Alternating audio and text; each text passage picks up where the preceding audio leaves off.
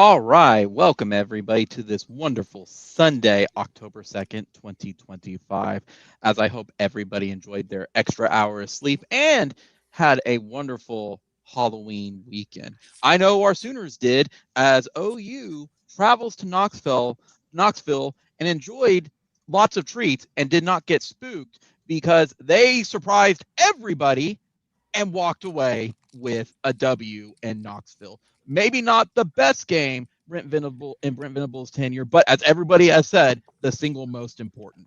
Just like a casino, guys, when you're ready to walk away from OU football, bam, jackpot. They throw something at you, be like, well, we got to pay attention to them again. Gavin, you were witness here when I said on the last live stream that we were going to lose this game. I ruled them out. Red Dirt ruled them out. Sooner Scoop ruled them out. Everybody but, to his credit, Sean ruled them out because what everybody was saying was everything has to go in order and everything has to go right. And the problem is we hadn't seen all that at all season at that point. And I said to you directly, and I will eat my crow in this, that we are going to lose this game because Christmas miracles were in very short supply right now because it was Halloween season. And again, you are asking the team to do something that they had not done. Apparently, releasing All I Want for Christmas this year, the earliest it's ever been on the radio, should have been the indication that OU had other plans and made to make a fool out of everybody except Sean in this room. And that apparently Christmas miracles and unicorns and no, I'm finishing. Okay, and that Christmas miracles are in abundance this year because OU walks in, beats Tennessee in their own stadium. We bring back a W against an orange team on Halloween weekend that starts with the letter T. And again, we were not spooked and spoiled their undefeated black uniforms. OU did what OU was supposed to do, what everybody has been asking them to do since Michigan. They got turnovers. We had a kicking game. The offense was competent in the second half, but they were competent. They broke 30 points. Again, everybody who wrote them off, myself, I always go back to like 2014, the OU Bama Sugar Bowl game, when OU, you needed something. You needed give me something to work with to be able to be like, they can walk in and beat this team. The defense did. The offense hasn't given us anything for that. Again, that wasn't the case. This was a team we haven't seen since Michigan. So there's a lot to unpack from this game, obviously. There's a lot of good. There's a lot of bad. Playoff rankings come off on Tuesday. So first, again, I want to say welcome back, Sean. Haven't seen you in a couple weeks. You were right. You said that this team still had a lot of gas in the tank. And they showed it. They did show it on Saturday night and showed that they were finally starting to cook with some gas at this point. And pretty much overwhelmed a Tennessee team that really didn't have a lot of answers for the defensive side of the ball. And at some point, the dam was going to break of OU's offense versus Tennessee's defense.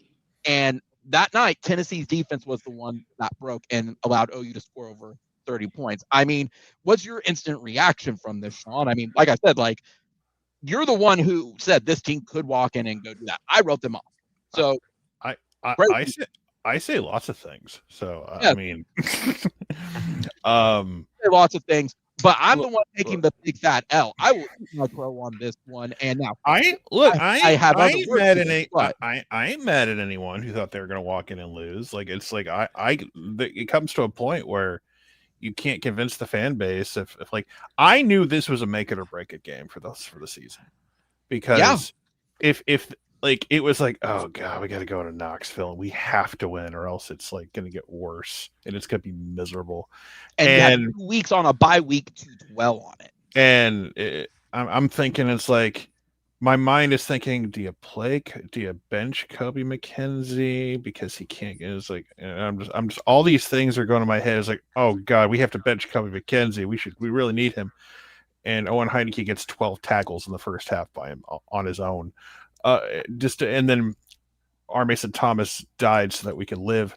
And Jesus Christ was our kicker apparently over the weekend, and he wears booty shorts. No, Jesus can't. Jesus can't wear booty shorts that good. There's a reason our Lord and Savior wore long robes that covered his body. He's a twig. He's a thinly, sickly man at times. But what did I say? What did I say that was wrong? No, it wasn't anything like that. I didn't say. Did I say anything inaccurate? No. I'm kind of the religious one in here. I've seen rosaries and stuff like that. I know his position and how he looks. Yeah. So my point. So yeah, I can't take credit for this because I didn't like walk in going, they're gonna win. So no, but you should. I will be in the front of the line and say you should. Because I'm not gonna be like the told you so. It's like, nah, I didn't have a lot of hopium that they were. But you had enough to say that they had. I wasn't a bitch. I'll say this. I wasn't a chance. I'll say this. I wasn't a bitch like most of the fan base this week.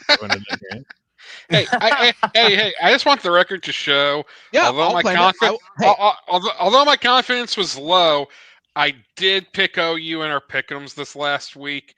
So that's nice and all, but bit of faith. But you know the people the people I deal with, and it just like I get called, you know, being I'm a sunshine pumper, I'm a homer, or I love Venables too much, or whatever.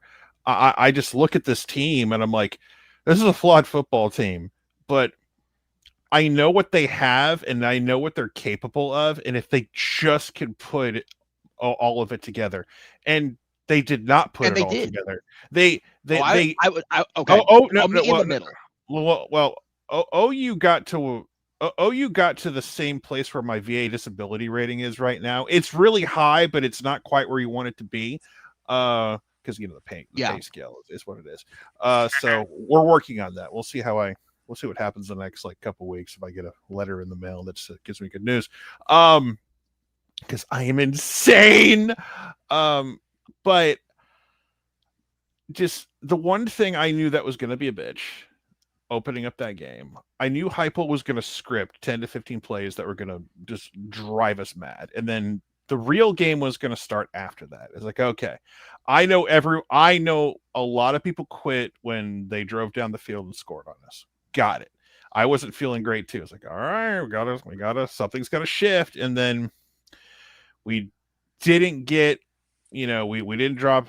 Our first up possession didn't get anything. It was like, okay, something's got to change now. And then, you know, our savior appeared, and with a combination of Heineke and R. Mason, and it was just, listen, there's a good chance that's the last play R. Mason Thomas ever makes for this football team. What a way to go out. I know what Brent said after the press conference. Is like, Brent, if it's a hammy, you're full of shit. I stopped believing Brent on injuries, where it's like he'll be back. No, he's done, Brent. Like, let's just be honest. I don't know if he's done. I don't know 100% if he's done for the year, but it's like,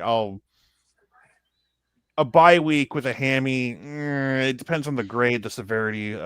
It was enough to keep him out of the game. Let's leave it at that. And he needed help to get off the field. He was like leaning on. He needed help to get into the end zone. Locker room. Well, yeah, practically. He was like, get in the end zone. But what was exposed in a positive way for this team is the depth we have on that front. It's like Taylor Wine is awesome. Marvin Jones Jr. made plays. Danny Okoye got some snaps and made some plays. Made some mistakes, but made an impact.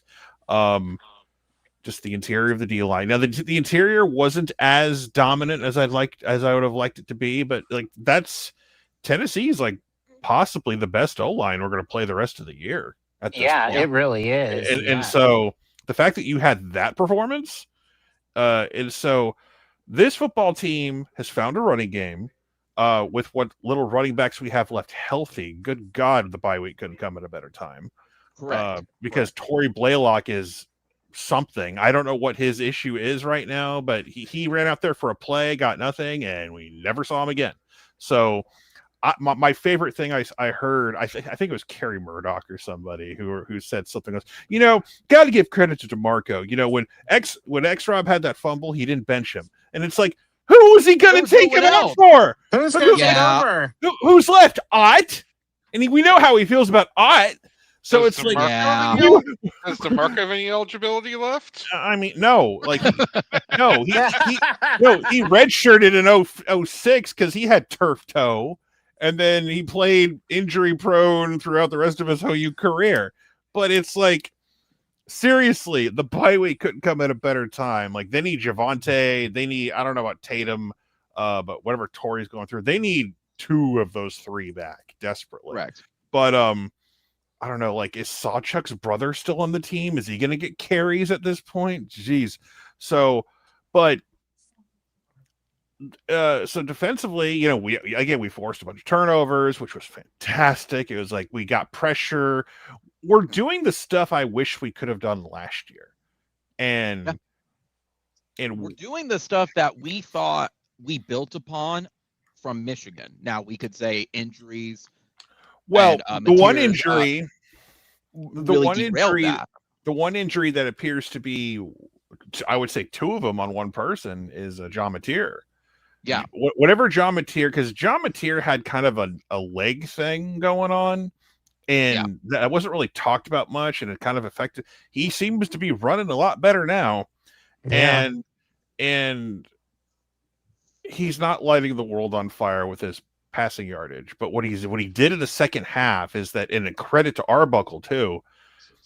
Arbuckle schemed guys open. He got Burks open, he got Satania open, and he was able to find them, and they were able just to move the sticks, just like keep the offense on the field. And that's really all I want from them at this point. I'm not like desperate for deep balls or go balls at this point. I just want to have an effective offense right now. It's kind of the shit that we talked about years ago with the defense, but it's in reverse now. But the thing is, it's like, we could talk about like calling the RPO with 4 minutes left and what the fuck was that. But other than that, Mateer was solid as hell in that on the road in the SEC. And I guess what dark mode means that Tennessee wears black because they're going to a funeral that is their playoff hopes. And so, oh man, you should have heard the. I had a friend actually go to Knoxville, and he said they were pissed that the fans want Heupel gone. They've had enough. They wanted him gone. Let's say they were pissed at him before that game. I know that. But this seems he's like, this seemed a little different. This seems the Alabama game like really pissed people off. So yeah, the pick should piss people off. The pick 6 before half was like, ugh, that was death for them. But and then the other one he also said is that none of the Tennessee players stuck around for their like alma mater after post game like they do, like kind of what we do. None of them stuck around. He's like, they may have shut down on Heupel now. Yeah, that's a tradition. We've had that tradition since September, pretty much, that we do that stuff. But obviously, Sandell's going to win the Grows at this point. Like, name me another kicker who's better than him right now, or you can't. I mean, if you can find one, I'll listen. Believe me, I will. They have to have 3 finalists for that damn award show. But it's funny you say. If he makes one more kick like that in a clutch situation, it's his. So, but like that's the performance of the year right there. Just like your kicker wore the shorts and everyone remembers it, and that's what's going to get the votes from the media. So he's got it in the bag as long as he finishes strong. But the dude was like amazing, and he just hit those things like they were nothing. He hit 350 yarders. There was the second 55-yarder that just made it past the crossbar, and he's like, "Darn it, I didn't hit it well enough." I was like, "I'll hit back." Like he's just like he's mad at himself that he didn't clear it by another 10 yards, which he's capable of doing. Yep.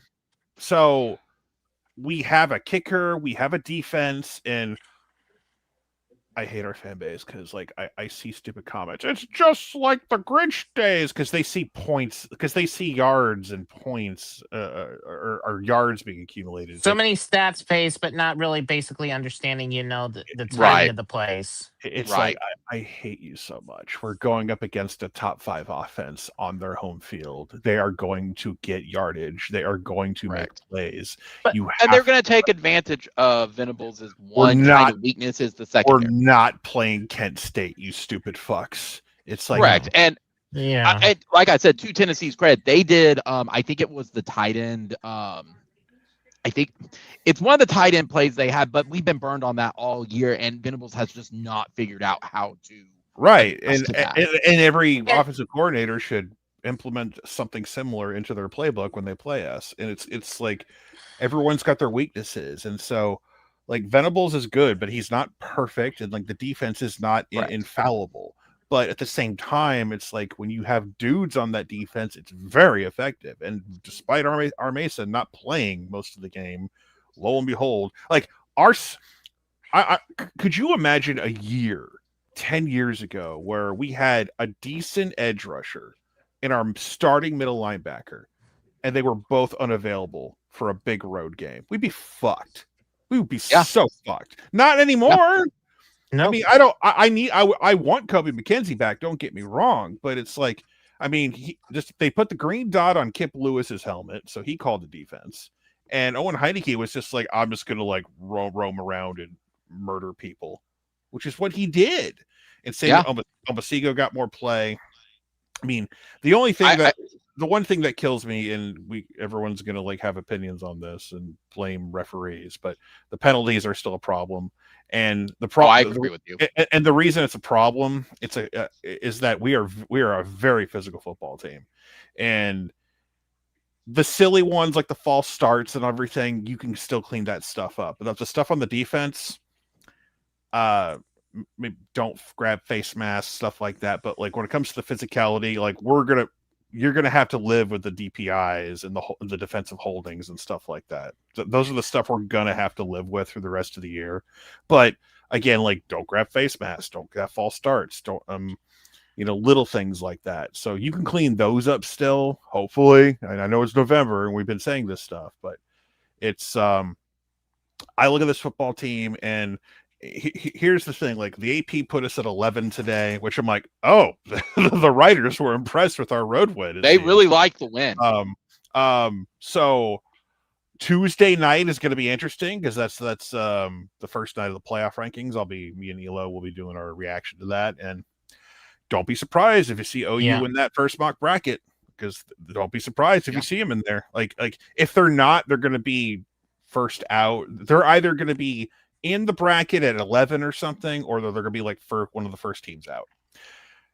Considering everything that's happened, you couldn't have asked for a better spot, because Oklahoma, it's difficult. It's not going to be easy, but someone's saying Heineke had the green dot. I heard Kip had it. I'll have to go back and look. But either way, whoever was calling stuff on the field did a fine job. The point is, it's not going to be easy, but there is a direct path, and it's very simple. Just went out, but but because here's where we're at right now. I hear people, not everybody. There's a handful who are saying, "Well, if we're 9-3, guys," I'll tell you that right now. As much even preseason, it's fun to scream about that, but let's be real. This team cannot go 9-3 and make the playoff. If you have playoff hopes, if you want to make the playoff, you have to go to Tuscaloosa and win. Because once you lost to Texas and or Ole Miss, once you dropped one of those and became 2 losses, your buffer zone is gone. Even with how tough the schedule is preseason, whatever it may be, you can't drop that game. You have to, and here's the benefit of that. If you do go in there and get that W, it tells me, oh, you can go home and win your last 2 games. You still can't lose, but you could beat Missouri, especially if they don't have their starting quarterback back yet. And I'm not saying this is going to happen, but LSU got to play Bama this week, and LSU got some games left.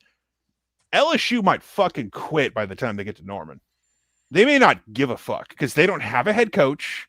Nussmeier is going to go to the league. It's like, why would I risk injuring myself against this OU front? Because Armesa Thomas nearly murdered me last year. So Tuscaloosa's the key. You have 2 weeks to get healthy and get ready for that one. Is it going to be easy? Fuck no. But if you pull it off, You go from being like, we'll put you in the bracket at 11. You're in the conversation for 5, 6, 7, 8. You're in the spot to hosting a playoff game on your home field. So, and Bud Elliott has us playing Notre Dame in Norman right now. So take that for what it's worth. Man, fan base would be rabid for that one in Norman. But granted, boy. I think this is what it is now in his mind with before playing Bama, because he's got Bama at 5. So that's not gonna hold up. That bracket won't hold up one way or another. But so you get a big W, and I know there's people nitpicking the game still. Like, well, if they don't drop that 4th down pass or whatever, is like, dude, luck's part of the game. Sometimes you got to be lucky in this shit. Yeah. Well, it wasn't. It just wasn't just luck though. And it was just something too. Like one of our, I don't know who was the linebacker or anything. That linebacker basically kind of jammed that tight end and just messed up the timing of all that. If anything, too. Yeah. So kind of messed up the timing just a bit. So yeah, you throw out the timing. That's what you got to do. You got to get people. It's just those aren't stats that you see on the box score, but it's like it's little things. Like I think the one guy I'm gonna pick on a little bit because he is a true freshman, Cortland Guillory. He got abused. Well, it's not that he got abused. It's the fact that the dude is going to be really good one day. But a couple things, like I think it set the tone when he got the DPI on that first drive that could have got a 3 and out, which you can argue whether it was valid or not. They called it. Yeah. Someone's got to get in his ear. Someone on that coaching staff says, my man, you're in the SEC. This whole shoulder tackling shit got to stop. Because that's the one thing he did all night. And he missed a bunch of tackles because he thought he could just lean into dudes and just knock them down, bro.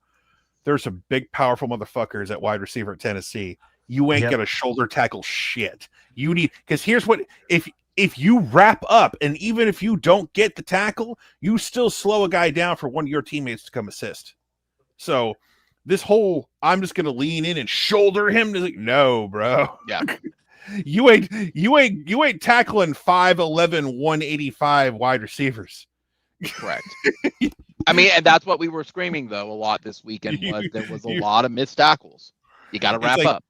It's like, you got to wrap up, freshman. You got to wrap those guys up. And if you don't get grab an ankle, hold on, because someone will come to assist you. I promise. Like Peyton Bowen going to come down and help out. Our receivers Jennings going to come down and help out. One of the linebackers is going to help you out. So just, you got to wrap those guys up, and you got to give them a hug and not let go. You got to hug them like they're getting on the plane and they're never coming back, as daddy's going out for cigarettes at another state. So just whatever you got to do, like this, unless you're the only thing I appreciate shoulder tackling for is if it moves them out of bounds. You want to shoulder tackle, like push them out of bounds. So, but yeah, man, just, it's a game this team desperately needed. The program needed it, and Brent desperately needed. And I'm not going to say his job is saved, blah, blah, blah, whether it was it was in danger to begin with, because there's what angry fan thinks, and then there's what people in charge think, and what certain boosters think. And, going on the road and winning was massive for this program. But again, if you want to take the next step, 2 weeks from now, 13 days from now, you can pull that, if you can pull it off, because it feels like you, and here's another thing. Bama is Bama, but they're beatable. Guess what they rank in rush defense? They're in the lower 75, aren't they? They're like 73 right now. Yeah, that's exploitable. Tennessee is like 60 after we played them. Yeah, I'm telling you, we can play if we run the ball and play defense in the SEC. You could win a lot of football games. Yeah. So Torrey's got to get healthy. Whatever his issue is, hopefully we're not going to get any availability reports this week because we don't play. So we get to play stagnant. We get to play Simon Says we get to play 20 questions with Brent, and we're not even going to have a press conference on Tuesday. So because they're not playing. So we get a whole week of like, well, I wonder what the health status of the team is, and I'm certain quasi insiders who know a guy who knows a guy are gonna try to find some stuff out. You know who they are by now. But I'd almost like to give the team the week off because they've earned it at this point.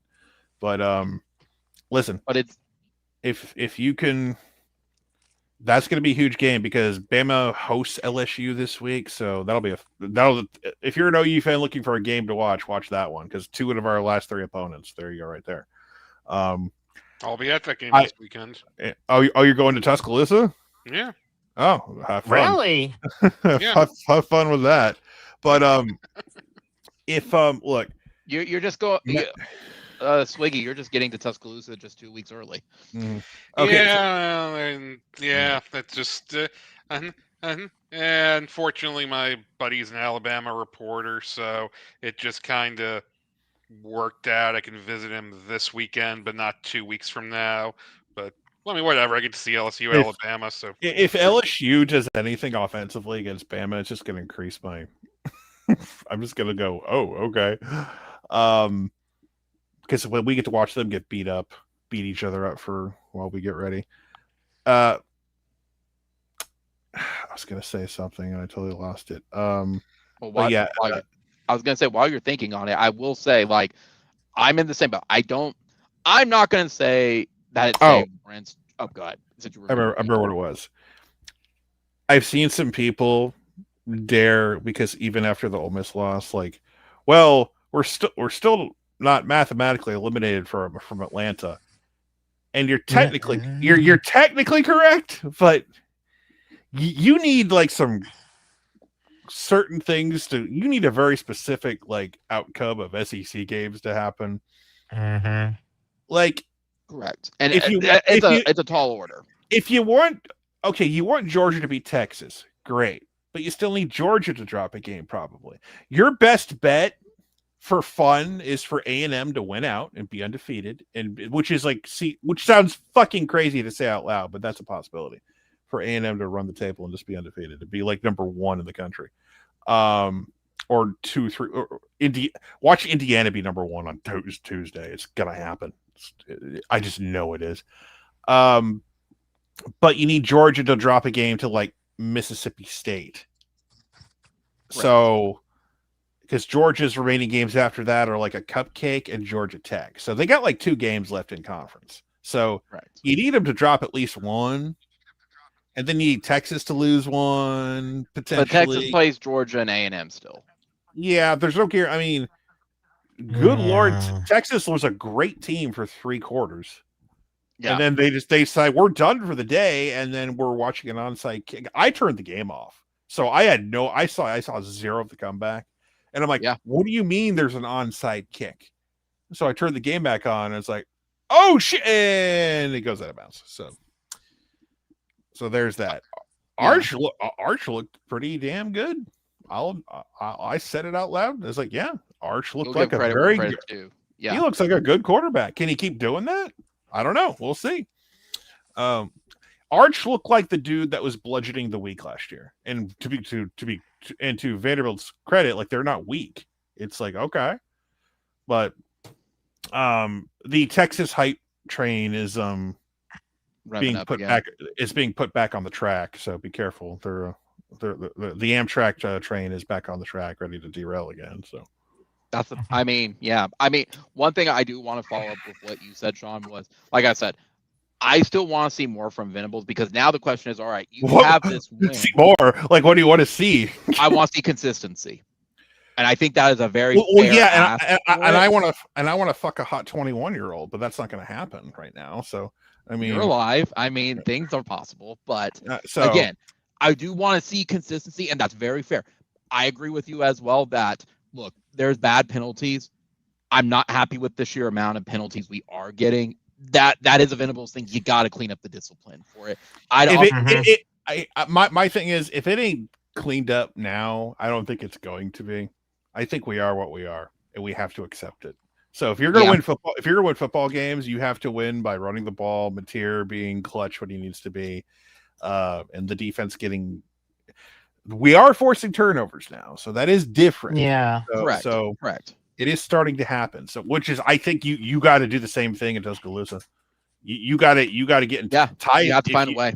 The one thing that drove me insane at the end of the game was that we were playing prevent defense, and like, yeah, if you give Aguilar a clean pocket and all day to throw, he's gonna pick you apart, bro.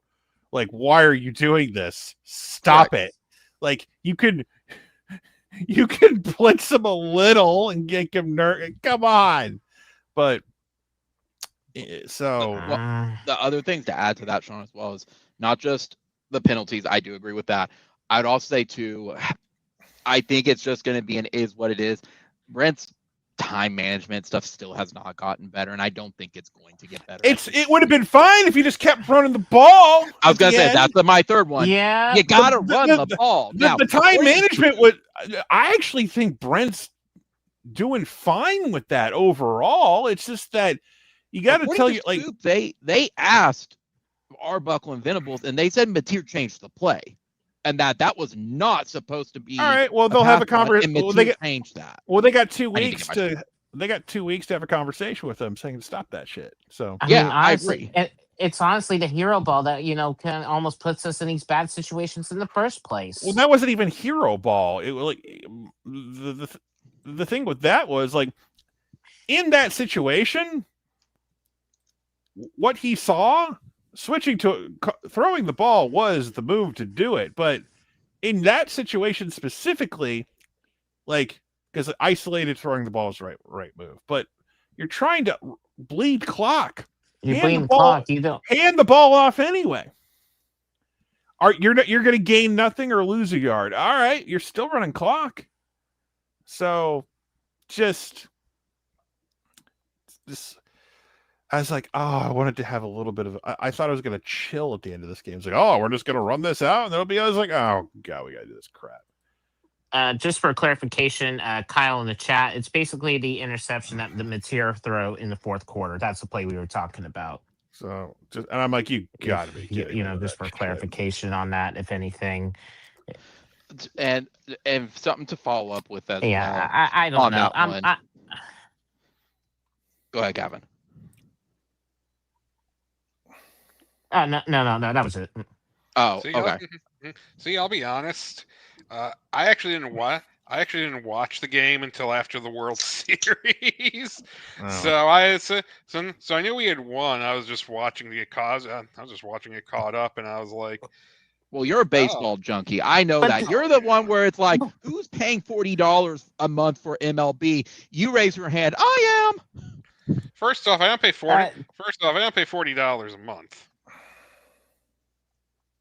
You pay enough. But were you basically having? But didn't you have like YouTube TV where you couldn't watch the game anyway? No, I mean, I also have ESPN Plus. That's how I was able to rewatch the game. So yeah, because ESPN Plus had, because I got whatever legacy Hulu package they had with Disney Plus years ago. So okay, I got the same package too. So how is Alabama 50th in the nation in offense? How? Because probably that Florida State, some of their earlier games. No, that doesn't. They scored 17, 73, 38, 24, 30, 27, 37, 29. So, like, that Florida State, that should not hold them down to 50th.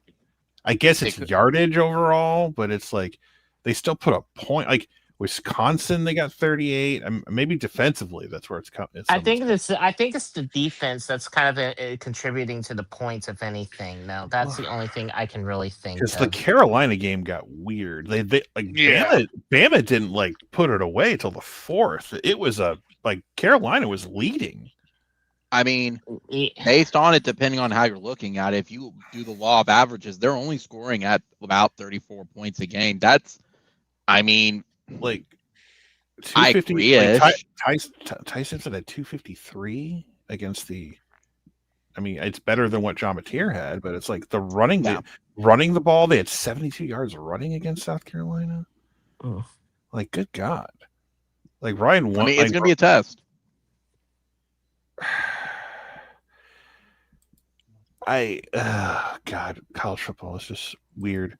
So what was the What score? I do have a question for you, Sean. What did you? My dad had an issue with this one, and Like South I'm Carolina like, South Carolina was up 22-14, and then Bama scored like 2 touchdowns in the last 2 minutes, 2 minutes and 15 seconds. Or Yeah. it was insane how Yeah. they. So, granted, that was on the road, but still, here's my question for you, Sean. What did you think of Xavier laying on like the 1 yard line for that one? It's a great idea if you actually go through with what the plan was allegedly supposed to be. If you do something like that, yeah. like I was curious because it's like it seemed like they miscounted or something. Like, go ahead and get the touchdown, guys. No, it's not. Like I had no problem. Nah. I had no problem with him doing what he did. The problem was because here's the mindset you have to think about for a second. Tennessee is already. Tennessee is with that Tennessee at that point. It was like we were up So we were up by 2.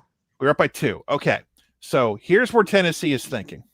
Oh crap! The ball is at the 1 inch line. We have 2 timeouts. So if you're Oklahoma, you take a knee. Timeout. You take a knee again. Timeout. All your timeouts are gone, and now you're down to what? A minute 35. Yeah. The next play, Tennessee is very likely going to allow you to score.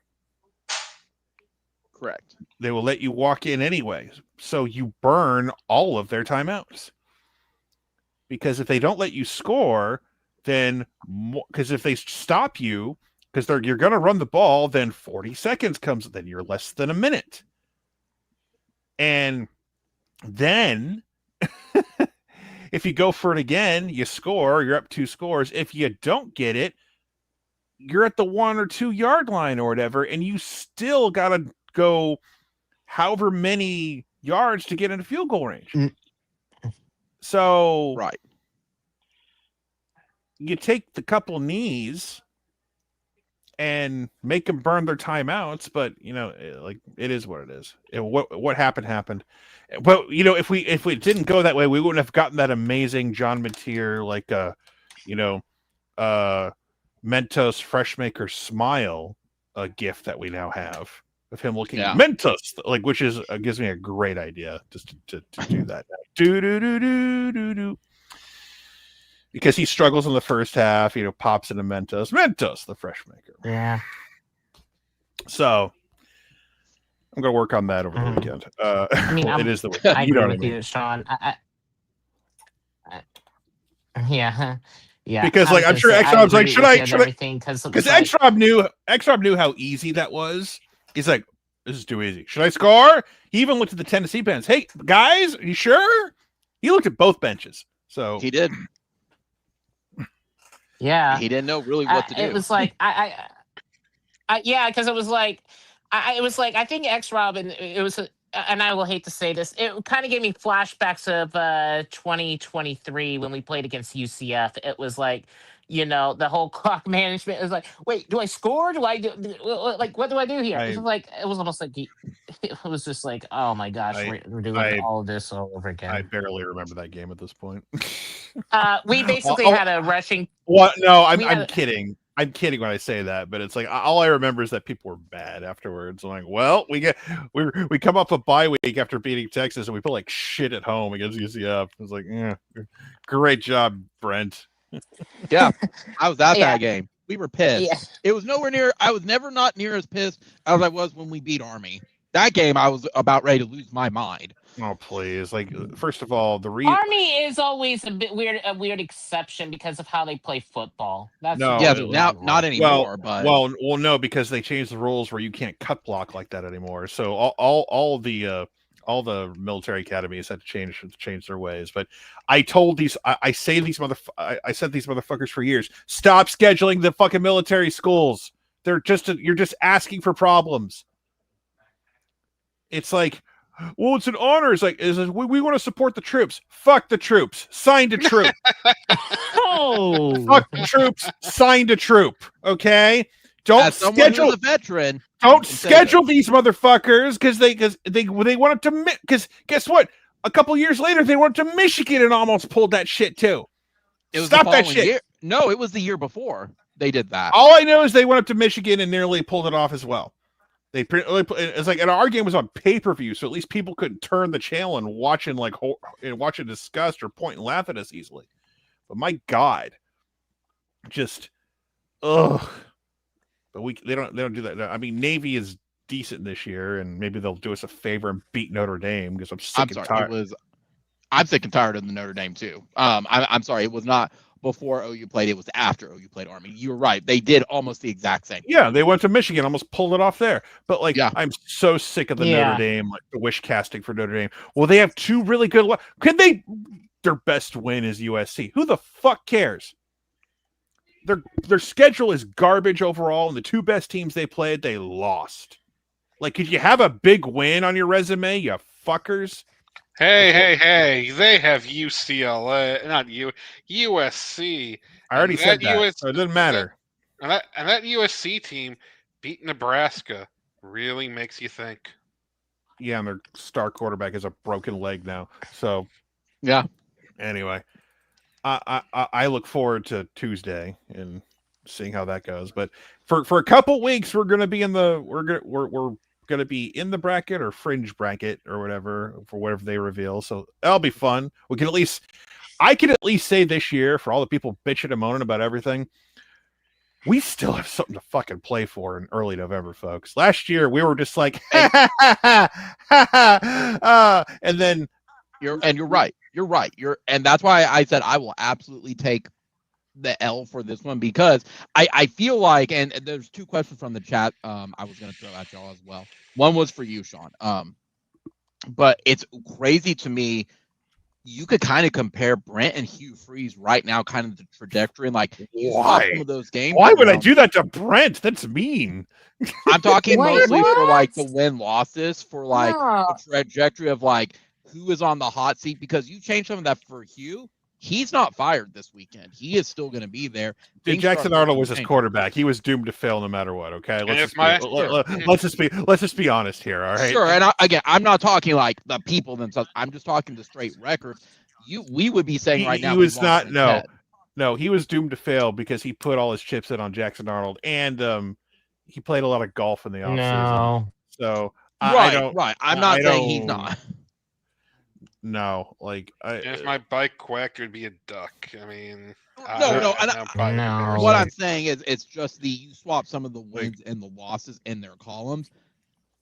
You could be experiencing some of that right now themselves with that. I also love the whenever I see my YouTube recommends, I always see there's the smaller OU YouTube page, like channels that are popping up that are trying to do like the typical sports talk thing and everything, and they're, they have the nice graphic or the thumbnail and everything, and you see stuff like, is it time to move on from Brent? And it was like 4 days before the game this past Saturday. it's like, and it's not me like mocking them for wanting to get rid of Brent. It's just, I don't waste energy on things I know are not going to happen.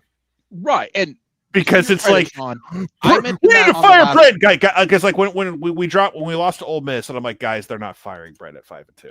He's not getting fired. No. It's like y'all need to like. I know you're venting right now, but it's like he's not getting fired at 5-2. Right. And Sean, when Gavin on the last live stream, I said that. I said in my heart, do I believe as of Ole Miss right now, do I think Brent Venables is a loser who's not going to do anything?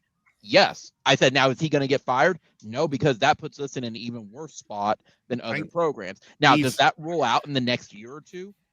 If how Ole Miss trajectory went, no, it doesn't change it. You don't want to fire your head coach right now if you absolutely don't have to. It's a shit show, right? It's a shit show right now. Yeah. I'll ask it to everybody. I mean, I was asked this.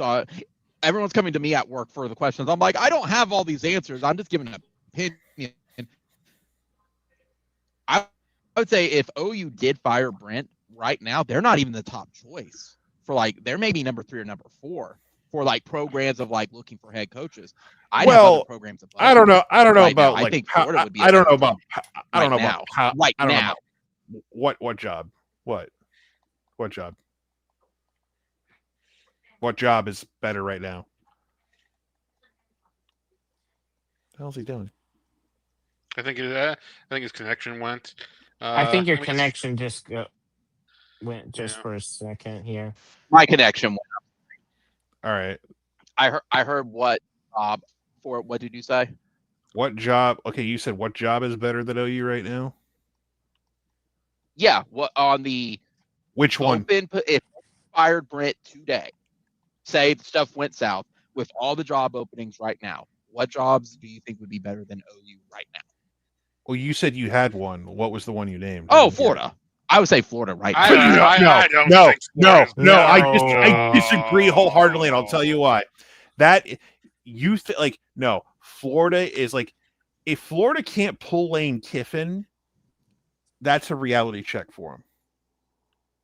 If you can't get Lane to jump in that boat, if he does, good for them, I guess.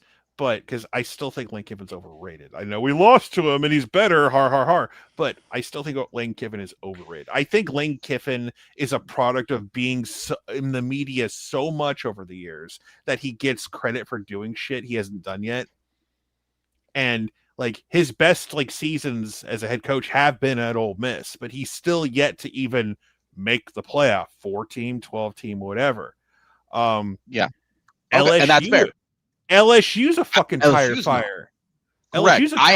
Now, last week before I didn't know all the admin stuff in the background that was happening, but once I sat down for 10 minutes and saw, the governor saying like, I'm just really disappointed that LSU is not being considered for the BCS. Could you imagine they're on fire? No. Could you imagine if that douchebag Stitt opened his mouth about the OU job? People would go nuts. They would bitch slap him right back. Like put what team you're on right now. Nobody likes Stitt overall. Most people don't like him. Let's be honest. He's kind of a douchebag. It's like if he opened his mouth about football, we all tell him collectively, red team and blue team, to shut the fuck up. All right. Like Ryan Walters. Yeah, and they finally got they got rid of that embarrassment finally. So they did. But the point is, yeah.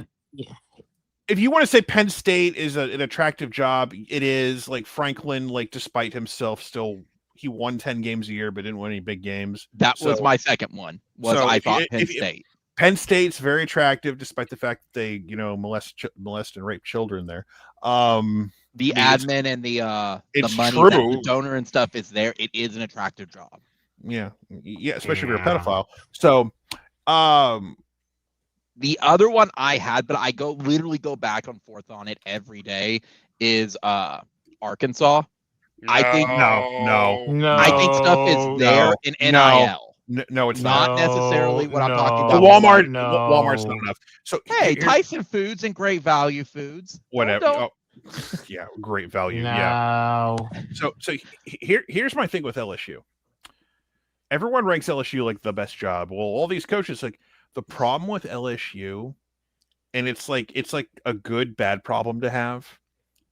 Yes, coaches can come there, and this is pre-NIL. You could go to that state, you could recruit the hell out of that state and a little bit outside of it, and you could build a roster that wins you a natty very easily.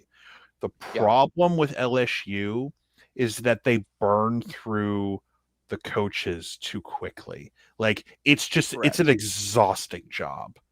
You can win a natty quickly, but then the expectation, like, people think OU is bad, or other place, Ohio State is bad. It's like no. When you win a natty at LSU and you don't quite live up to that, like 2 to 3 years, they want you gone. Like, look at Ed Ogeron, look at Les Miles. I mean, Saban got out of there because he went to the NFL, but I think Saban would tell you, he's like, bro, no. I think it's more exhausting than Bama. And Bama's going to be like Saban found the perfect like formula, but once the NIL shit happened, he realized I've won 6. I'm done. I don't need to prove anything anymore. The best job in the country, without question, is Ohio State. Yeah. Oh yeah, 1,000. Because just think about this: how many times have we heard Brian Day needs to be fired? And then he basically gave the ultimate fuck you last year, won it all. Said that. Swiggy, how many times have people asked for Brian Day to be fired? How many times? I mean, I've wanted Ryan Day. I wanted Ryan Day to be fired pretty much every single year he was there, and then he finally proved me wrong. And now and he's I like, don't want to be fired. He's like, bro, watch this. I'm gonna lose to Michigan, and I'm gonna run the table. I'm just gonna bitch slap everyone in the playoff, and like it's gonna be hilarious. It was beautiful. It was beautiful. He is literally the guy that says went to the scratch off and went, I'm gonna win, and does it and go. Yeah. It wasn't no scratch off, bro. Like he invested in stocks and got the dividends, man. Like he knew what he was doing. So, and hell, he's very quiet. He very quietly might do it again. Like, so is it wrong that I think that as well? Like, no, I'm not a believer in A&M right now. I'm not a believer in some of these teams. I'm like, I'm not a believer in Indiana. I think Ohio State. I'm a believer in Indiana because Indiana's I'm not. Dude, Indiana's murder. They've murdered, death killed. Don't get me wrong. They're murder, death killing people. They did it to Oregon, bro. But I'm not a believer. This isn't last year where their schedule sucks. No, they went to Oregon and murder, death killed them. They did. They fucked them up. They did. That. That's a good win for them. Dude, they're gonna play Ohio State in the Big Ten championship game.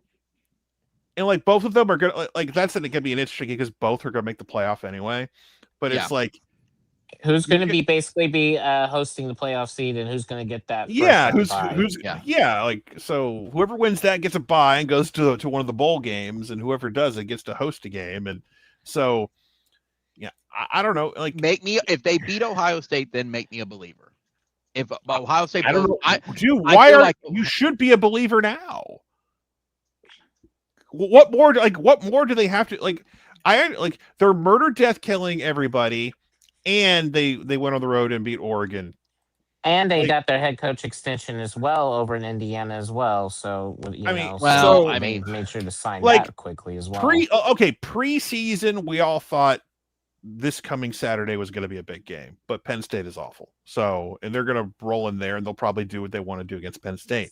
Then they got Wisconsin at home, who's also awful. And then they finish with they get Penn State, Wisconsin, and Purdue to finish the season. All right. So they're going to murder, death kill those 3 teams. Penn State will probably, and then they're going to be Indiana's going to be the number 1 team ranked in the playoff poll. And then they're going to, it's either Ohio State. I think it's Ohio State. Ohio State. Because when you look at Indiana's schedule, that's mine. Their best win is Oregon. I'm not going to take that away. Everything else has been cruise control. You wanted Illinois to be a good one, and they're not. They're not a good team. It's whatever. It'll be 1-2 either way. Ohio State, Indiana will be 1-2, however you want to slice it. Because Ohio State's going to beat Purdue, they're going to beat UCLA, they'll beat Rutgers, and then they'll probably lose to Michigan hilariously because that's just what happens. Don't hurt Swiggy. Give him hope. I don't know. Ohio State won the Natty this year. Whatever happens. I'm fine. The point is, it's like those 2 are definitely in. A&M is pretty much locked in as far as I'm concerned. I think they'll beat Missouri this week. I don't know what's the status of their quarterback. I know he may come back, or is that just a myth? That's a great question. I don't know. Because he's going to come back eventually. Is he is Bo Pribula is whatever his situation is? Well, he could come back as dude. You got carted off in an air cast. You sure? You sure that's happening? So I mean, Missouri's schedule's tough. They got A&M. Mississippi State is going to be tough because Mississippi State can throw the ball around. They can score if they get into a rhythm. They got OU on the road, and then they're at Arkansas, who, despite how terrible they are, they can score points too, assuming Taylor Green wants to play or not. That's another thing. We're going to see that last weekend. How many players are going to fucking opt out and piss off so many fans. I can't wait for that shit. You're gonna have some players opted out like the last week of the regular season. That I think Nussmeier is one of those guys, man. I think Nussmeier is gonna potentially. Who's LSU got left? I know they got Bama. Hang on, where's LSU? Because I know they got Bama this week. LSU's got Bama. They host Arkansas, so that's a quote unquote trophy game. They'll beat Western Kentucky, and then they got us. So, dude, if I'm Nussmeier and Bama just skull drags us, and you get through Arkansas and Western Kentucky, like maybe Western Kentucky is where you hang it up. It's like, I'm done. I think Nussmeier will, at some point, if they get skull dragged by Alabama this week, I think he says, peace, I'm out. Or someone's going to get in his ear and say that. Now, some LSU fan, you don't know Garrett Nussmeier. He cares about this. Maybe he does. I don't know. But, dude, like LSU got nothing to play for. Period. So it's not like he's going to enter the. It's not like he needs to keep playing to enter the portal to impress anybody. No, he's going to go pro. So, yeah. So I don't know. So the last people were pissed off when people were opting out of little bowl games. Just wait till they opt out of regular season games. Yeah, that's coming. That's coming, and people are not going to be happy. It's like I'm like Abe Simpson. It's like it could happen to you. Well, Sean, I did want to circle real back. I used to be with it, but then they changed what it was. Yeah. When we were talking about Notre Dame, Kyle had a question for you, Sean. For Notre Dame specifically, is Miami actually a really good loss right now for them? Oh my God. You know how I feel about the quality loss shit. But it's true. I mean, it's true though. We can deny it all we Miami want. fucking blows. They deserve to miss the playoff. They're not a quality loss. They fucked up against Louisville at home. Carson. No, there's no person on the planet you can count on to throw a back-breaking late game interception than Carson fucking Beck. No one on the planet can you count on more than to wreck your hopes and dreams of winning a football game than Carson Beck. Jackson Arnold is taking notes. He's so impressed. Wow, dude, you fucked that up at the end. How do you threw a pick right at the goal line in overtime? Sweet, bro. Seriously. Like Miami has gone from first round bye to not making the ACC championship game to not making the playoff, because guess what? In my opinion, the ACC, they're about to be a one bid league. Because I see that is they're about to be, and so that's the issue I have with a lot of people. Your quality loss is not even going to play for the conference championship now because they're 7th place in the conference right now. Yeah. They got 2 conference losses. They're fucked. Talk to your kids about playoff bound Virginia. It's coming. Oh. I mean, everyone thought Georgia Tech was going to run it, but then like NC State said, "No, we're going to fuck you up in the 4th quarter." So I mean, I have a hard time, believing anything in the ACC, honestly, at this point, because I don't see the ACC blows. It does. The ACC should give up on hope and love. Yeah, I mean that's why I was like, I don't know where the I'm Big at 12 at least. The Big 12 at least is a couple teams you think, if they get the right bracket, they can make a little run. Yeah, but even then, who's taking the Big 12 as runner-up? Oh, I'm just saying, it's like you got BYU and Tech this week, which will set things up for potentially. Yep. But so the Big 12 champ is getting in. Yeah. I mean, Tech still has a pulse if they can beat BYU. Mm-hmm. I don't know who else, like BYU. Is there anyone else that drops down this list? Utah got a big win against Cincinnati. Yeah, but they're already they've already lost 2.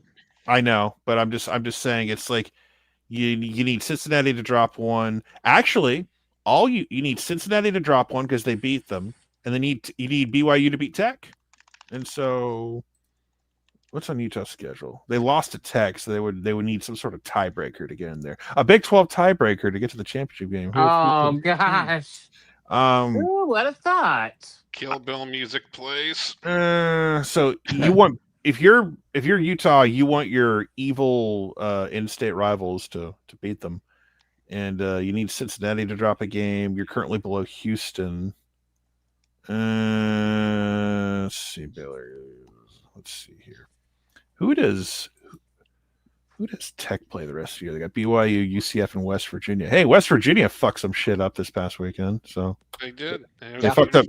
They fucked up Houston's chances. So, but yeah, it's. I think Utah would have a shot if they could get in that Big 12 championship game.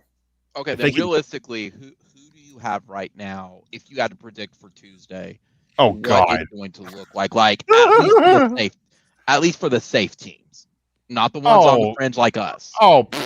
That's easy. You're gonna have Ohio State, Indiana, A&M, Bama, Georgia, Oregon, Ole Miss, BYU, Tech, Notre Dame's going to be in there. Like all those teams are going to be in. Your group of 5 is what right now? Memphis, I guess. Yeah. I think it's Memphis. It's Memphis. Memphis is your group of 5. So it's probably going to be like OU, Virginia, or Texas are going to be fighting for that other spot. So, I mean, don't be surprised if Texas is in that bracket like on Tuesday and we're like outside looking in for whatever reason. So I wouldn't be surprised. They've only lost 2 right now. So and I'm not going to be mad if we're in or out on Tuesday because I don't care about being in or out on Tuesday. I care about December if we're in or out. Like, you know what I mean? So it's like it's not going to matter in 2 weeks if you go and beat Bama. So, but I think OU has a chance to get like 3rd or 4th in the SEC, and then if you win out, you're definitely in. And so you just makes it easier if A&M wins out and they take care of Texas for you and Georgia, whatever. So yeah, just keep fighting. That's all you can do. Keep fighting, assholes. Keep firing. There was another thing, Sean, that I was gonna say too, and it was on the Tennessee game. I'm actually, and I guess I'll take the L on this one as well because I was told differently. You're taking a lot of L's tonight for whatever reason. I am. Hey, I'm first in line. I will take my L's when I'm wrong. I am happy that Bill did start Eddie Pierre-Louis and Foj because the information I was told was they were not going to start. That Foj was not going to get the nod, and Eddie Pierre-Louis, like I was told that Bill doesn't like Eddie Pierre-Louis as a lineman in the sense of like he likes how aggressive he is. He hates his form. Well, so yeah, but guess what? But guess what? But guess what? His form, you can work on that shit. You need a guy who's physical and is violent at the point of attack. Because I'm sorry, Heath Ozada's not that guy. No, he's not. And Heath Ozada's a nice player, but you need impact at your O-line more than anything. Right now, you need play the young, play Fasusi, play EPL. Foj is doing a solid job. Fasusi looked really good. Those guys are. Fasusi's gonna be a future 1st-round pick. I know we're young on the O-line, but god damn, it's so much better with EPL in there and Foj at tackle right now. Like if Derek Simmons gets healthy, you can back him. You can back up Foj at this point. Seriously, dude. I like Derek Simmons. I think he's a solid player, but I'm at the point right now. It's like, dude, you get hurt a lot. I mean, I hate to say this, but the dude's concussion prone, and that's not a good sign for his future. It sucks, but it's the truth. And I think Michaela had one of his better games, honestly, on Saturday. Michaela was good, and then Fabechi, I'm kind of up and down on Fabechi because I keep being told how great he is, even though there are times where it doesn't show up on game day as much as you'd like it to. But if Fabechi is arguably your worst offensive lineman at this point, maybe I'm being, I'm kind of reaching here a little bit. But if he's your worst guy, it's a pretty solid O-line you got. Yeah. So EPL has to start from here on out. I'll take the mistakes with the good, just like I take it with Mateer when he's at his best. So Mateer right now is starting to feel like Mateer again, and bro, if he goes into Tuscaloosa and he can just be smart with the football and take it, I think he can run all over them if he's smart and just like get out of bounds, like move the sticks. That was a question in the chat as well, but I think it's going to be on his health too. Like his health is I fine, know- right? His health is fine right now. I mean, his knee and stuff. Like if his knee again, is he's healthy. great, Yeah. Last night proved he was healthy. I thought they still said he was still having some issues with his knee. It didn't look like it last night. Probably. Then why Maybe he was fought he through the doing a pain. lot of jump throws though? That's the other thing. Yeah, he needs to stop that shit. Like the whole jump throw, like, dude, it's not a video game. Fucking stop. That shit pisses me off at this point. It's like, dude, you're like plant your feet and throw. Do you think it's because he can't see over the line? I'm asking as a non-trolling question. No, he's trying to do like these trick shot passes or whatever. And it's like, dude, you're not in the Heisman race anymore. You can drop that shit. I have this one guy who's been following me for years who asked me a couple weeks ago, is Mateer still in the Heisman race? I'm like, no, dude. No. No. when the Texas game happened, he was done. Yeah. Do you think it's still too early, but do you think they're going to mirror the Alabama game plan similar to last year of focus on running on the ball? No, it's a different. No, it's different. Alabama. It's a different football team. So you game plan, like you don't run the same. Like you're not going together. Milrow's not. Yeah, we're not going against Milrow. Yeah, Jalen Milrow was good for at least 1 or 2 picks a game against a certain team. So we can't. I mean, Ty Simpson. It's like I'm just like get in Ty Simpson's face and make him nervous and make him do stupid shit, and then take advantage of it. Like I foresee a future where we can walk into Tuscaloosa if things go the right way, and we can win by 3 scores by when it's all said and done. Like we could tack on a late score and win by like 17 or something. I could see a world where it's like it's close and it's like 10-point lead, 7-point lead, 10-point lead, 3-point lead, shit like that.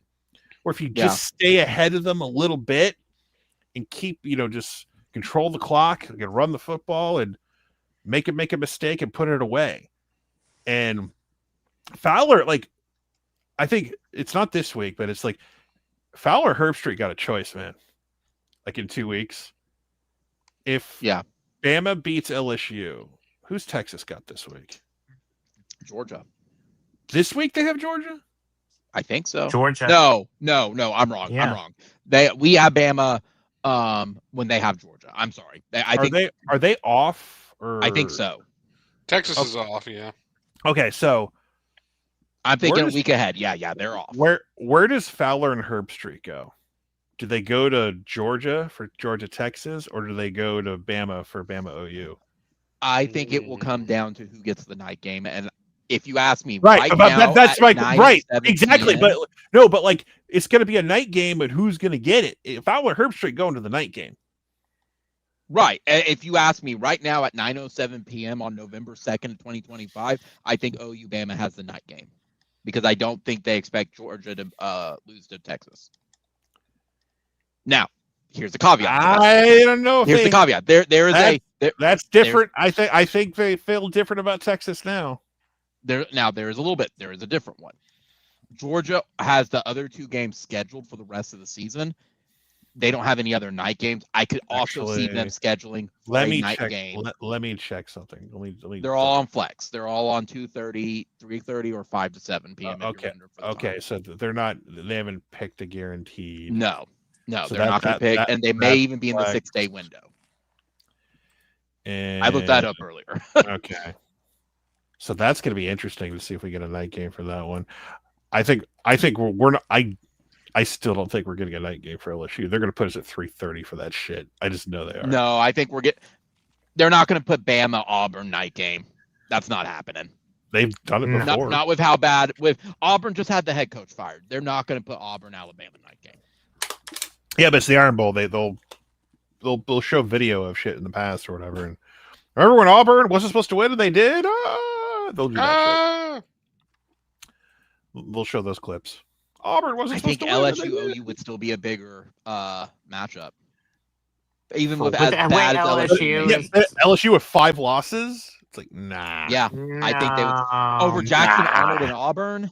Nah. Jackson Arnold's not even starting Nah. anymore. I mean, he No, might. Jackson's not starting. That's true. He might. Yeah, that's true. New coach. Yeah, that's true. New coach. He might. So. Man, Mm. I really think they would put OU Bama.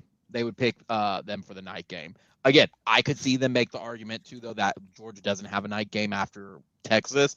I could see them picking that for that reason. So this is totally off topic because I'm circling back to another thing we talked about. If Sandell wins the Groza, because they have the big award show at like Atlanta at the Hall of Fame. Yeah. And so I'm like Sandell's going to be invited, right? And he's probably going to win it at this point. So yeah, Herb Street should be there. I need Sandell to wear a very nice suit, but he needs to wear shorts, very nice shorts, like dress shorts. he should. Just to fuck with Herb Street. It is amazing how pissed off it's making on the shorts when it's like, dudes, he outright said they tore and he just kept pulling them up so that way. Who is our dude? Who is our guy who won like the stupid award, like the best the Holder award? Who is our guy who won that? Oh, I forgot his name, but yeah. You know, I forget. Like, I love that shit. It's like, this is so stupid. I love it. Yeah. He won the Hodie, the Holder of the Year. Yeah. Are you surprised that the people losing their minds on? Wasn't that Spencer? No, that wasn't Spencer Jones, or was it Connor McGinnis? Maybe. No, I can't remember. But like, it's a fake award. I love it. The Holder of the Year. It's like it's beautiful. So, but yeah, I need Herb Street. I need Sandell to. I hear myself. I need Sandell to basically. I need him to do exactly what I said. Just like get very nice. Just like get like dress shorts, like little boys wear. Just about and go and shake Herb Street's hand. It's so funny how angry he got on that too. It's like, Herbie, you wear makeup and everything before the show. Like, why is this bugging you so much? Herb Street, are you finally an old now? He's pretty old. He's getting up there. He ain't like in his 60s yet, but he's up there, man. I know, but it's so amusing to me. It's like, dude, Herb Street ain't some 20. Herb Street ain't in his mid 20s like he was back in the like he was in the 90s. I get that, but it's like, who cares? He's 56, so he's like, so he's an old 6. Yeah, that's why I said. Why? Like, I guess it's just his old take now. Like, and of course Tony Casillas too. It's disgracing the game. No, it's not. Tony Casillas can fuck off. He's like one of the few Sooners, and I wish we'd just shut the fuck up and get off social media. Yeah, I respect Tony Casillas for being a badass like defensive lineman for OU in Dallas, but it's like Tony Casillas is such a fucking asshole. Like I know the Boz is an asshole too, but it's like they have even the Boz and him don't get along. So it's like I'll at least the Boz makes entertaining commercials. At least as the sheriff of fans, so at least he's likable from that standpoint. Tony Casillas is just a prick. Boz has always, Boz has always been who he's been. So Boz, I can at least like, okay, I know what you are. Yeah. And I can live with that because it's like, all right, you're at least the funny sheriff on Fansville commercials, but like just like Tony Casillas is like. It's funny because like the very few interactions I've had with Tony Casillas gets drunk and posts porn on his Twitter sometimes, so it's like whatever, bro. Well, like I said, it's ironic that from the 2 times I've met Boz, just very unlikable person in person. But when I met Tony, what a shock! Yeah, and Tony, he was fine.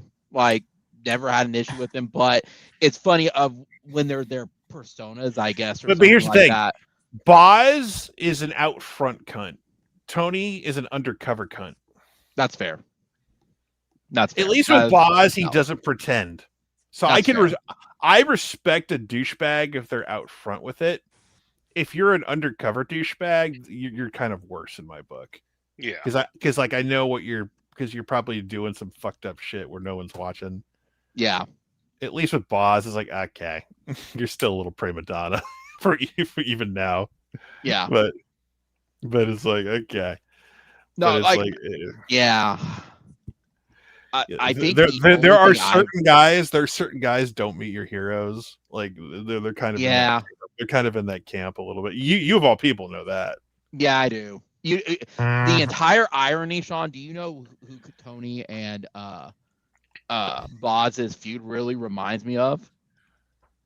It was Austin St. John and Jason David Frank, where they hate each other. Oh God! How did I know you're gonna do Power Ranger shit on here? Because it's my live stream and you know me well enough. But that said, now Tony Casillas and Boz, there is an agreement like they would get along at Switzer's funeral. Like whenever that happens. Well, don't kill him yet. Don't kill him yet. Knock on wood, of course, but that was pretty much the universal. They will sit on opposite sides of the room because they're both going to be there. They don't have to interact with each other, but they don't have to make a scene, essentially. That's kind of the understood. It's amazing they worked together on the front seven of the mid-'80s OU teams. Yeah. But, I mean, Switzer even acknowledged, I think it was at his talk last year, Andrew and Gavin, I swear I vaguely remember even Switzer like, yeah, they don't get along. Like, it is what it is. Because I think they tried to get Tony and Boz to show up for, like, the evening with Switzer, and it's like, nope, if one's there, the other one refuses to show up. Yeah. I mean, they were together on that Legends DVD. They were in the same room for multiple hours, so. Well, that's with other people, and that's a controlled environment. So. Well, so was the.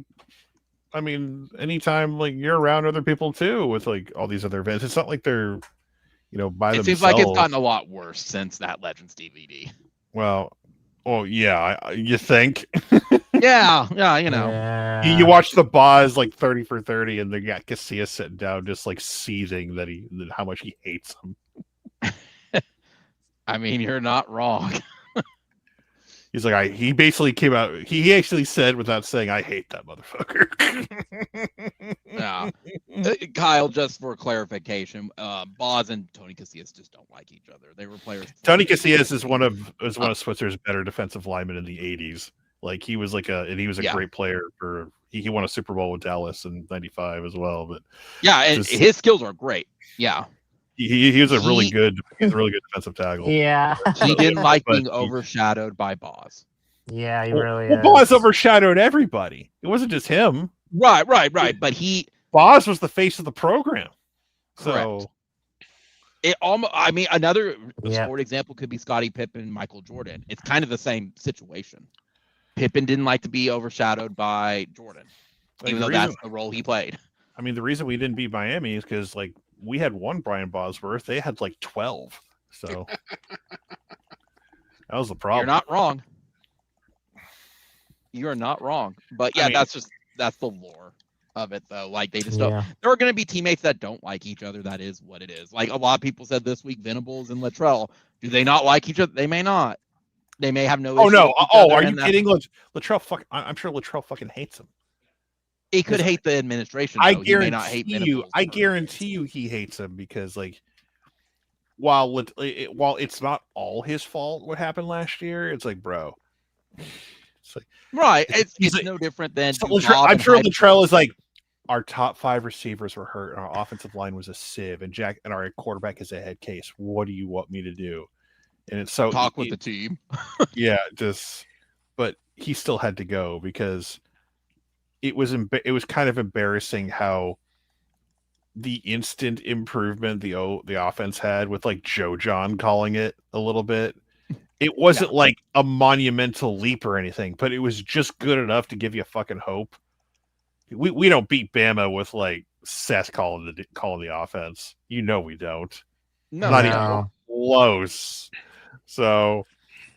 Let's see. Anyway, just what other former OU players do we hate? Josh, and just for it, Game Day has been to both Tuscaloosa and Athens this year. So... Guess where they're going? Lubbock. That's where they're going. I mean, you might as well. I mean, yeah. I mean, it's the first. All right. Actually, you know, for real, let's take a look. Like in 2 weeks. We don't hate Spencer. It's who Radler? I don't hate Radler. I don't have any. I would say Radler. I mean, Radler had a reputation on campus for what it's worth. Yeah, he was a dick. I think really, I would say you're really gonna have to look at individual, like Bookie. He's not liked. Who's the guy who? Well, is Bookie not liked because he was an overrated 5-star, or is he not liked because he's a douche?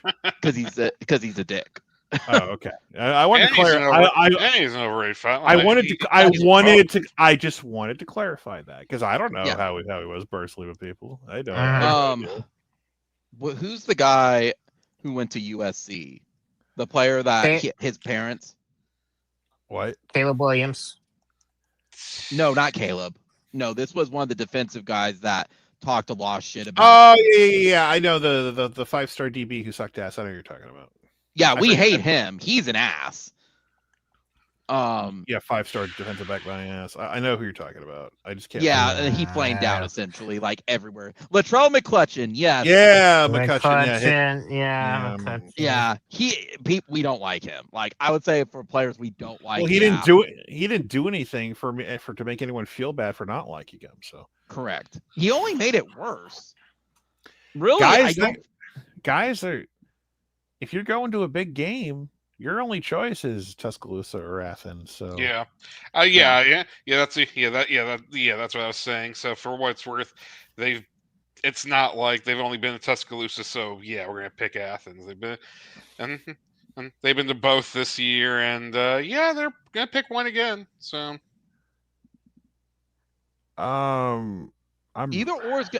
either or is going to be a good pick. Like I'm not gonna say God, you know what they would do, honestly? Go to North Dakota State. No, you're right. No, no, I'm serious because that's like the nuclear option. If they don't want to go to another place again, they would pull like the D3 school card or whatever and do that. Because remember they did that one year when like the 2014 OU Tennessee game in Norman, where it's like we thought they were coming to Norman for OU and Tennessee. They're like, we're going to Division 1 AA so and so. Like you fucks. You bastards. And it's like every single time they try to justify it. Fowler was so pissy. Fowler was so pissy that OU fans got mad about that. He was so mad on Twitter. But he was mad this year too. It's like we always pick the story. No, you don't, guys. Like if you did, you wouldn't have picked Missouri Vanderbilt because we all know they weren't going to make it to Athens. And I said that many weeks ago, and I'm going to continue to cash that receipt. I honestly think they're going to go to Athens because Arch looks like a capable quarterback now. Yeah. Are you talking game day, or are you talking for like game day? The calling. No, I'm talking game day. I think Georgia Texas is going to get the nod because here's the thing: Georgia Texas has recent history of like the SEC championship was great last year, and you have the regular season, but the beer bottles where Arch came in and didn't play well, so you have storylines there. With OU Bama, the problem is you don't have Jackson Arnold, you don't have like the connective tissue isn't really there as much anymore. Outside of remember when OU upset Bama, ha ha ha ha, but like. So it's a different team, different coordinators. I think they're gonna. I think they're leaning. They would lean towards going to Athens. I'm expecting. Again, Athens. are you talking for calling or just game day? What do you mean calling? As in, like they'll have game day, but then go to. No, they're gonna do both. No, it's gonna be. I'm guessing Georgia. Herb Street's not going. Herb Street's not gonna do the. If he doesn't have to do the Gulfstream thing, he's not gonna do it. Gotcha. So. Because it's the SEC. They own the SEC for broadcast rights. So they're whatever the night game is going to be, that's where they're going to go. So whoever's going to get the night game, that's where game day is going. It just makes life easier. So Gotcha. I'm leaning towards Georgia right now. I think it's going to be Georgia. So Georgia. Sure. And so we're going to get the 3:30 kick. So. Sure. And again, I can see either or. I think there is a valid argument for either one. I'm leaning towards OU Bama. My hopes aren't high. I mean, think it's going to be if OU you're Bama, just though. looking at like if you're just basing it on, blue blood helmets, yes, but it's not like it's playoff implications for both games. I mean, Texas it's a toss up. Yeah, Texas but can't I think- afford a loss. OU can't afford a loss. Georgia can, and Alabama can. So, Actually, Bama can afford a loss. no, it's not that. It's not that. Theo Weiss, I don't have any problem with Theo Weiss. He left. I mean, it was a shitty situation. So Happens. I will make the prediction that they are going to go to OU Bama. The reason why, I think Atlanta has a bigger storyline with OU Bama, because if OU knocks Bama out, you may have an A&M Ole Miss. The storylines, if we're going by what their storyline is, that's bigger than Georgia. But that doesn't, no, because you're not the teams aren't involved enough in that. So no, I disagree with that. Yeah. Josh, I disagree. If Ole Miss was if Ole Miss was playing in the game, I would agree with you. But if Ole Miss isn't, no, I don't agree with that at all. So I mean, Bama already has. Well, I mean, you have to look at the tiebreakers and stuff too. But that's just Bama is undefeated in conference play. So right. I respect your hope, Josh. But My I hope, disagree. Ian. But I disagree with you, but I respect the hell out of your hope. That's fair. That's fair. From here. That's fair. I agree with Swiggy here. Sure. Let's wrap up, guys. Sean, do you got any thoughts, any final things from this week outside of from the OU Tennessee game or anything else? Any other thoughts? I know you're going to enjoy the bye week and actually, do something besides football. I mean, if you want to watch LSU Bama, I'll do a watch along if someone watches LSU Bama with me and just bullshits through most of the game. Dude, speaking of which, I would like to send a shout out to Disney and YouTube TV because the influx of viewership I got because of that shit. I had like 500 people. I had like 500 fucking people in there, and half of them were bitching about me showing the game, or why don't you tell us the score when it's scrolling at the bottom of the screen the whole time. And I was like, it's plain sight, my man. It's right there. I don't see it. And I was like, I can't help you. It's there. I promise you. It's a throwback, Sean, to when the paper. I wasn't talking enough, apparently, as well, because it's a watch along. I'm not a radio broadcast for the game, douchebag. So, like, you gotta do more, Sean. That's what they're telling you. Like, it's like free stream. You have to do more. Why aren't you talking? All right, and this is what I did. All right, there's a timeout. The camera's on Venables. He's scratching his chin. He's looking at his play sheet. He's standing there. Venables is standing there. He's still standing there. We're still on the huddle. There's a fan in the crowd picking their nose. So I did that. Just to say, that's what you're missing. Center holds it. Holds it. Holds it. Sean, you should have brought in the anime. It's basically like trying to do It's basically trying to do like a broadcast for the deaf or something like that, if anything, or not for the deaf, for the blind. It's like, why aren't you saying anything, dude? There's an injury on the field. Nothing's happening right now. Yeah. The guy is like sitting up. He's getting his leg massaged because he's cramping. It's like Fowler and Herbstreit are talking about ice cream they ate yesterday or something. I don't know. Just would you like you should say more things. It's like you can't take constructive criticism. And I was like, I'm just telling you, like you're bitching about me not saying anything. There's nothing to say. Yeah. I'm sitting here watching along with you. I'm not supposed to be telling you everything that happens. Yeah. The most disappointing was like my reaction to the R. Mason Thomas play was a little muted because we forget there was a flag on that play. There was, yeah. And there was. We thought, oh, this is gonna get called back, is it? And it was on Tennessee for something or whatever. I forgot what it was. No. We had a sideline warning. Oh, it was a sideline warning. That's right. Yeah, we had a sideline warning. So thankfully that's all that was. But it was like, okay, it counts. So, but I didn't have the jubilation at the end. I was like, because I thought I saw the flag. I was like, oh, it's coming back. But anyway, I'm still waiting for YouTube to calculate how much money I made. It's not going to be. I had 70,000+ views yesterday because of that stream. Now, do I get ad revenue for each click? Maybe, maybe not. I'm sure there's a lot of click on, click off people. So, but it's still, by the way, it's still calculating. 700 or 700 or 70,000? 70, like 72,000. Nice. So, yeah. So, hey, maybe that's a nice little. There's your Christmas gift. No, I'm not going to get a lot of money off of that because it's like you don't get like a lot of ad revenue just by people clicking on that, but you get a little bit. So, I mean, that's still a lot though, man. I'll make a few hundred bucks based on Saturday, more than likely. Yeah. Well, I actually do have one final thought before I get to Gavin and Swiggy. Do you think, Sean, that Dabo is out this year? No. Dabo can.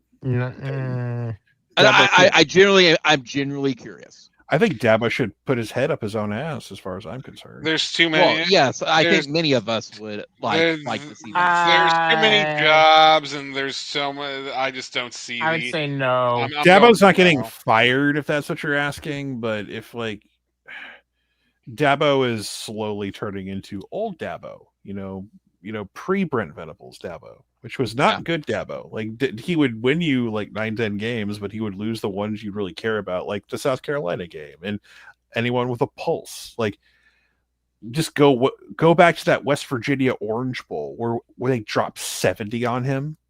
Yeah, like that's the kind of world we live in now. Like Dabo's back to that Dabo. Well, right Clemsoning was invented. No, it wasn't invented. It already existed. It was in full. He reinforced it.